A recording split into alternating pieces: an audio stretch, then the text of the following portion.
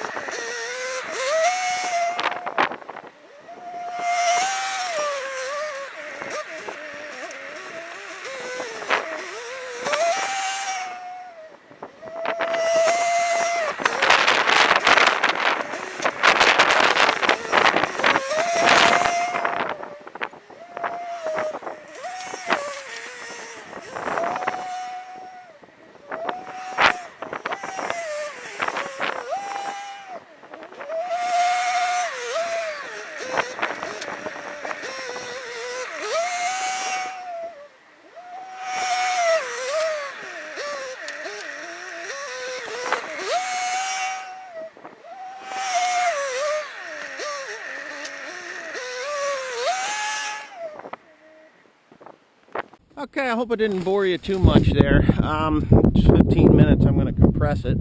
But anyway, some people have asked me about the mulch business, and they want to talk to me about getting into the mulch business. Well, I've got a few things to say. I will tell you about the mulch business. I'm not shy about it. It's not a bad business, but you got to be willing to work. I mean, work. Saturdays, Sundays, all summer long. If you want to go to the beach and it's haymaking weather, you don't go to the beach, you make hay. A lot of you guys are from farm backgrounds, so you will understand that. To produce this stuff, it is, there's a lot of tricks to it, and learning how to produce a product that they want, and a product that you can blend. I mean, I do a lot of blending. As you can see from right here where I'm at, there's several different piles, and I can walk through here and show you. I have tarped hay, which is high quality, what I call high quality mulch hay, because it is dry, bone-ass dry. Some of these mushroom barns will not take anything but super high quality hay, but the reality of it is they need some weeds too, because of carbohydrates and the way the process works. If you make second cut hay and send it to them like this stuff here, this will turn to mud in their process, and they can't have that.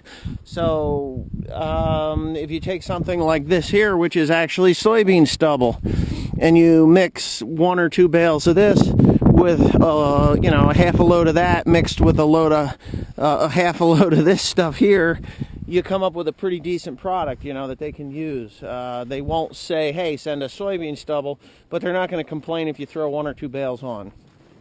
Certain places. Other places will just throw you out. Very expensive job. If you want to know the dollars and cents of it, is the tractors cost the same as if you were going to grow corn or soybeans or wheat or any other crop. The equipment cost is astronomical. It is, hundreds and hundreds of thousands of dollars. I've probably got close to $750,000 in haymaking equipment alone just to do this job.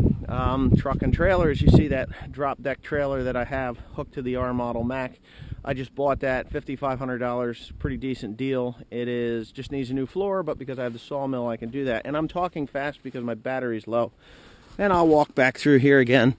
There's some other things. They pay you up to $20 2% moisture, the place that I'm going to now. So if you've got high quality mulch hay like is under those tarps there, and it's so dry and it's so light that you need to actually add moisture, you do what I'm doing here, which is, you see the water will run right down here. Well, this is like a dual purpose thing. It prevents erosion by stacking this hay here, and it collects moisture, which brings my moisture content in the hay back up to a profitable level. The other thing is with these tarps, you get like this here. This is really dry hay here in front of this pile. But what you'll do is you'll stack those bales there. If I get too much dry stuff, we'll stack them along the edge, and those gutters will dump rain water onto those bales, and you'll gain moisture that way. It's all in how you want to do it. If you want to give, see, the mushroom barn is like a farmer. They are a farmer, but they're an industrial farm. They'll take if you give it to them.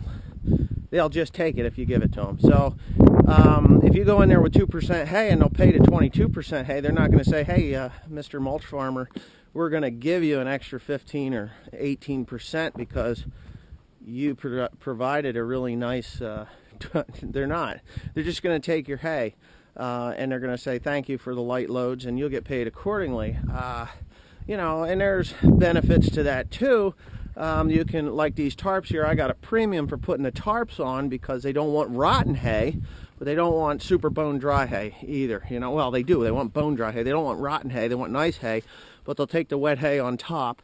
And it's all a blend. It's all a blend. I've probably got 2,000 or 3,000 tons of hay sitting down here, 2,000 tons of hay sitting down here right now, and another 4,000 tons someplace else, So it's a big business. But my main thing here is, if you're interested in the mulch business, it's going to take you about $250,000 to get into it at this point in time, because the big balers are very expensive. Hay rake's expensive. You could do it cheaper, but you're just going to be spinning your wheels. It's better to take the big plunge and go ahead and do it, but it's going to take a lot of acreage too, to get the tonnage to sustain your operation. I started 15 years ago with a New Holland 2000 baler. I had my 4320 with a front end loader and a Roscoe Brown Bear loader, which was a piece of junk, but it worked, and 2 basket rakes, New Holland basket rakes. So yeah, it was, well, I'm going to walk up here. It was slow go, slow start. And then, of course, my wife left me and all that other crap, which took a lot of my time and energy and money to get that straightened out with. But once that was done and over with, then I realized, if you're going to be a mulch farmer, you better do it right. Then I spent a lot of money.